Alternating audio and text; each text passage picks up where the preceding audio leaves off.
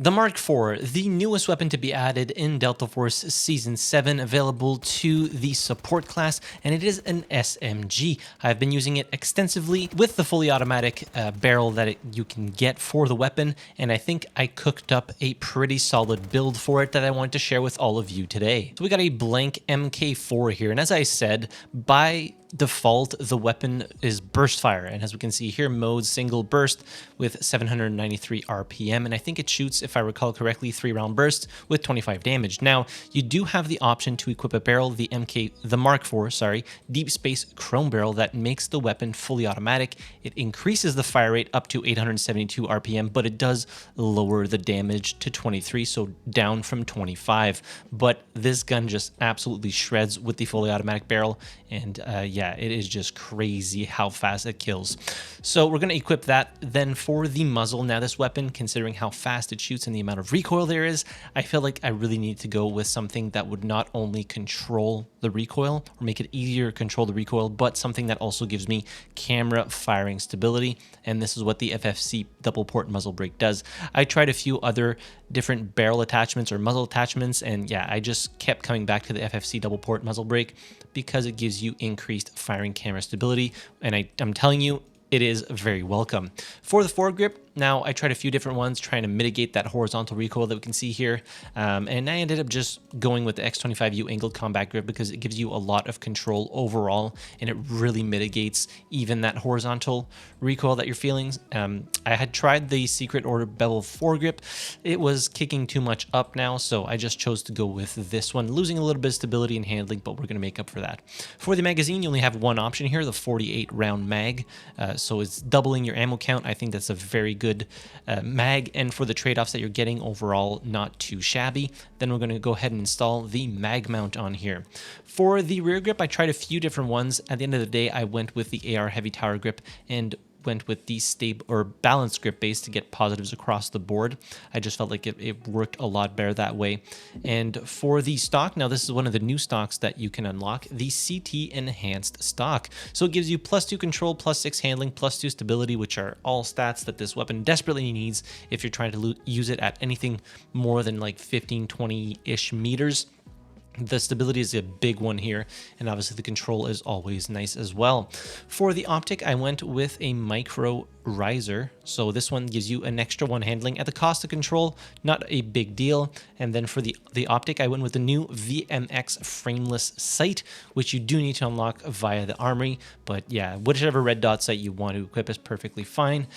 For all three of these patches, I went with DD Python handguard panels to get even more handling to keep the ADS speed nice and snappy. So for the calibration, the barrel, I went with +50 grams to get extra firing stability, and the -10mm to get extra ADS speed. Considering we're using this weapon at mostly, medium-ish ranges, it didn't really feel all that necessary to have the extra muzzle velocity. For the foregrip, we're going with -2 slots and -20mm to get extra ADS movement speed and extra ADS speed.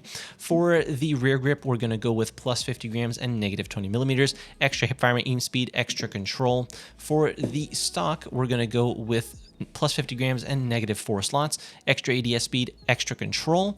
And then finally, for the riser optic, we're going with -20mm in eye relief. Now, looking at the stats of the Mk4 before I start rambling on. So going into the details here, as you can see, it does reduce the damage down from 25 to 23, but it does 23 across the board. So you're going to have a very consistent TDK with this weapon. It does only 28 damage to the head, so pretty low.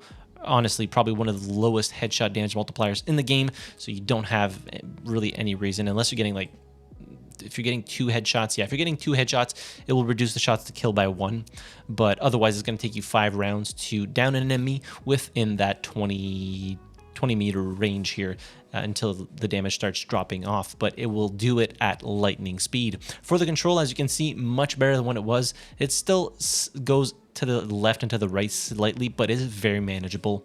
The handling, we kept it nice and snappy here. We only increased the ADS speed by 5 milliseconds, which is nice, and the current sprint to fire delay is a little bit longer as well. And obviously the reload time is going to be longer because we put the bigger mag on there. For the stability, so we increased it by 8 kept a nice current lens stability while firing, 0.3x, which is going to be very nice because, again, the weapon shoots so fast. Weapons that shoot very fast are hard to keep your optic on the target, just because it shakes so much. And then finally, the accuracy, not a main focus, but still 50, which isn't too bad. So in order to use this Mark IV build, not only do you need to unlock the weapon, so if you go to the events tab and then season, right here, new weapon Mark IV, so you can do it either in operations or in warfare. You'll also need to level up the weapon to 45 in order to get the micro riser, and you're going to need to unlock the VMX frameless sight if you want to use that optic, as well as the FFC double port, muzzle brake, and the stock via the armory, which all have their own requirements, and you can only start working on one attachment at a time, which is unfortunate. So yeah, you might not be able to use this specific build until you start unlocking those attachments later. Now on paper, the Mark IV doesn't have an incredibly fast TTK like some of the other SMGs that are available, but it feels really satisfying to shoot. It fires super quick. You're doing 23 damage per shot, 20 if you're hitting the head. We'll try to make a build for the burst version of the Mark IV, but I just wanted to make a fully automatic one to start with, just to get a better feel for how it functions with the fully automatic version. But then I'll also eventually just make a burst fire build because that's how the weapon was intended to be used. Definitely a nice addition to the support roster. It kind of fills that, it kind of feels like a very fast firing AR, if I can be completely honest. But then again, you're not doing damage at crazy ranges. But if you're using like something like the M4, you're also not doing like really high damage at crazy ranges, because I think the damage fall off for the M4 is like 20 meters. So it's kind of like, it feels like a mix between an AR and an SMG, kind of like the KC-17 felt when it launched. And yeah, the fully automatic version, a ton of fun. Have to try the burst version a little bit more, but I will be making something with the burst barrel or the default fire mode for the weapon. And obviously, you all know it, hipfire build will be coming shortly as well. But as per usual, the weapon share code will be in the description down below, as well as in the top pinned comment. I'll leave you with a few highlight clips of me using this specific build. But yeah, hit the like button if you enjoyed the video, subscribe to the channel if you haven't already, and as always, thank you very much for watching, I really appreciate it, and I'll see you guys in the next video. Have a good one.